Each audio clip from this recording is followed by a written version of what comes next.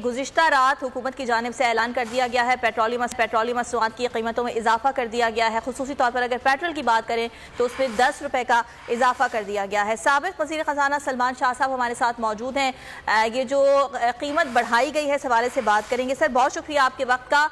इससे पहले हम मुख्तलिफ शहरों में नुमाइंदगान से बात कर रहे थे, आवाम से बात कर रहे थे, तो उनका यही कहना था कि रमज़ान होता है, कोई मजहबी त्यौहार होता है तो पूरी दुनिया में हम ये देखते हैं कि इंसेंटिव दिया जाता है, कुछ नरमी की जाती है, लेकिन हमने यहाँ पर देखा कि अब ईद में 5 दिन ही रह गए तो गुज़िश्ता रोज़ इस तरह से पेट्रोल की कीमत में इजाफा कर दिया गया। क्या कहेंगे आप?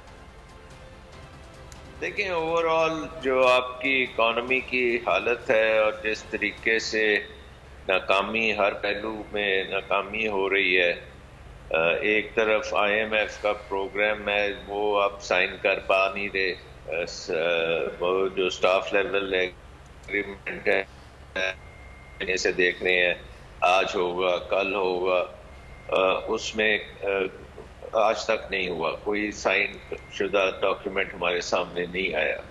दूसरी तरफ दोस्त ममालिक से जो पैसे आने हैं उसकी भी बातचीत होती रहती है, लेकिन अल्टीमेटली हमें नज़र नहीं आया कि वो वाकई पैसे स्टेट बैंक को पहुंच गए हैं या नहीं पहुंचे। और गैर यकीनी जो है वो आसमान पे चल रही है। पॉलिटिकल क्राइसिस जो है उसको भी कम नहीं किया जा रहा। तो इन तमाम चीज़ों का जो इम्पैक्ट है वो अवाम के ऊपर महंगाई के तौर पे आ रहा है, जिसके पीछे दो बड़ी इम्पोर्टेंट जो इम्पैक्ट्स हैं। एक तो ये है कि रुपये की कीमत जो है डॉलर के मुकाबले में वो नीचे नहीं आ रही, वो मुस्तहकम नहीं हो रही, और उसकी वजह से हर इम्पोर्टेड चीज़ जो है वो महंगी से महंगी होती जा रही है। दूसरी ये है कि इंटरनेशनली भी तेल की कीमतें थोड़ी सी ऊपर गई हैं और उसकी भी गुंजाइश नहीं है हुकूमत में कि वो उसको बर्दाश्त कर सके, वो भी अवाम के ऊपर डाल दिया जाता है बोझ। सो ओवरऑल जब तक ये हम अब इकॉनमी को फाइनली काबू में नहीं करेंगे और हम अपनी ये करते रहेंगे, सियासत खेलते रहेंगे इकॉनमी के साथ और हर चीज़ जो है उसमें गैर यकीनी पैदा करेंगे, तो ये ज़्यादा बढ़ेगा, इससे कमी तो नहीं है। तो अब इसके बारे में और कुछ कहा नहीं जा सकता। अगर तो हर चीज़ ठीक चल रही होती, सियासत ठीक हो, बड़ा क्लियर होता, IMF प्रोग्राम चल रहा होता, तो आज ये हालत नहीं होनी थी। आज रुपया जो है वो बड़ा स्ट्रॉन्ग होता, इससे कीमतें जो है वो काबू में आ गई होती हैं। इस वक्त इन्फ्लेशन आपकी तकरीबन 40% के लगभग चल रही है, ये तो मतलब और बड़ी अरसे से चल रही है। सलमान साहब, इदारे शुमारियात की जानिब से जो रिपोर्ट सामने आई थी उसमें बताया गया है 44% से जायद महंगाई है। जी, वही मैं कह रहा हूँ कि वो इतनी ज्यादा महंगाई है और पर्टिकुलरली जो कम आमदन वाले लोग हैं उनका तो हशर हो गया है, क्योंकि इसका मतलब है कि उनकी कुव्वत खरीद खत्म हो चुकी है और उनके लिए तो अब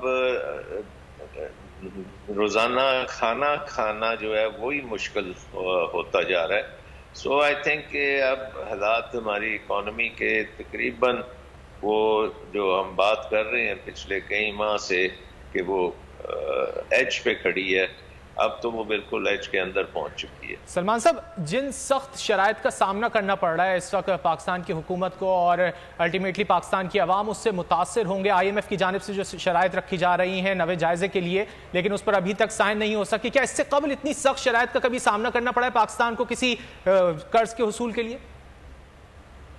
देखिए, बात ये होती है कि जब डॉक्टर आपको एक दवा देता है किसी बीमारी के लिए और वो बीमारी आप 23 दफ़ा आपको हो चुकी है और वो आप दवाई खाते भी नहीं हैं और आदि लेते हैं और क्योंकि आप ठीक नहीं होते तो फिर उसको ज़्यादा से ज़्यादा स्ट्रॉन्ग किस्म की दवाई देनी पड़ती है। इस वक्त आपके हालात ये हैं कि ये अगर आप नहीं करेंगे सारी चीज़ें जो IMF कहता है तो फिर उसके लिए आपको बेशुमार और कर्जे चाहिए, तो वो कर्जे फिर कहाँ से आएंगे? इस वक्त तो आपको कोई कर्जा देने को तैयार नहीं है। IMF ने सिर्फ $1 अरब के लिए आपको اتنا کام کروا رہا ہے، بٹ اس کے ساتھ ساتھ Asian development bank, world bank, یہ ان اداروں نے آپ کو پیسے دینے بند کیے ہوئے ہیں۔ پہلے جیسے ہم بات کر رہے تھے دوست ممالک، ابھی تک اس طرح سے کلیئرلی سامنے نہیں آیا، حالانکہ فائنانس منسٹر اور پرائم منسٹر اناؤنسمنٹس تو کرتے ہیں، لیکن دوسرے طرف سے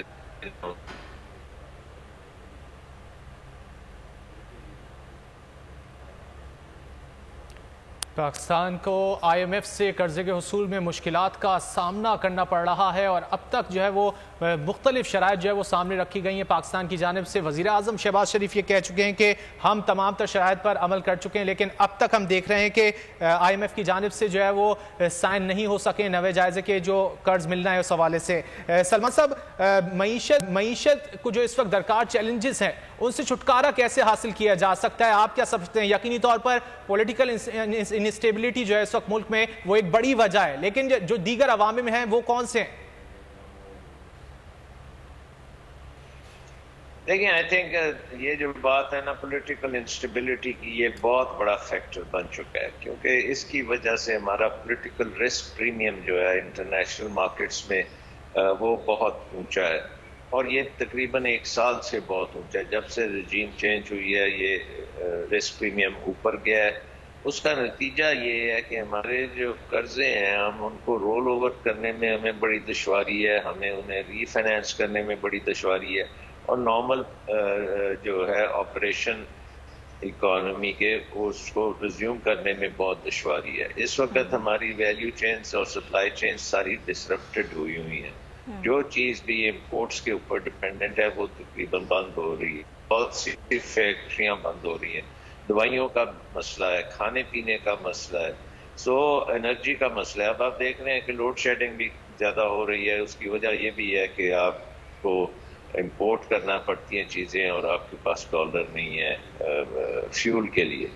آئی تھنک کہ یہ ساری چیزوں کی جو جڑ ہے اس وقت وہ پولیٹیکل انسٹیبلٹی ہے۔ تو جب تک ہم یہ پولیٹیکل انسٹیبلٹی کو کریڈیبل طریقے سے نہیں کریں گے، اور اس کا ایک ہی طریقہ ہے کہ اب یہ تمام پولیٹیکل پارٹیز بیٹھیں اور ایک روڈ میپ دیں الیکشنز کے لیے۔ الیکشنز جو ہے وہ صاف شفاف ہونے چاہیے، کیئر ٹیکرز جو آئے ہیں۔ اچھا سلمان شاہ صاحب، نئی حکومت آ جاتی ہے، جس جماعت کی بھی حکومت بنتی ہے وہ تو دیکھا جائے گا، آنے والا وقت بتائے گا کون سے ایسے میجرز ہوں گے جو کہ نئی حکومت نے آتے کے ساتھ جو ہے وہ لینے ہوں گے تاکہ بہتری آ سکے معیشت میں؟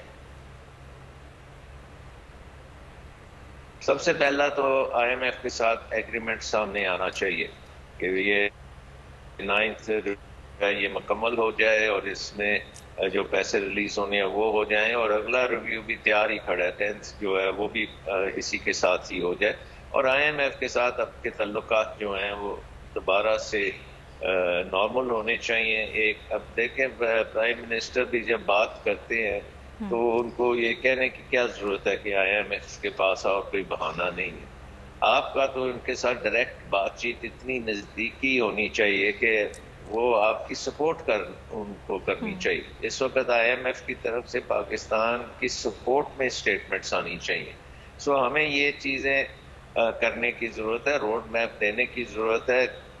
ہر کام جو ہے اس وقت ہمارا رکا ہوا ہے، انویسٹمنٹ رکی ہوئی ہے۔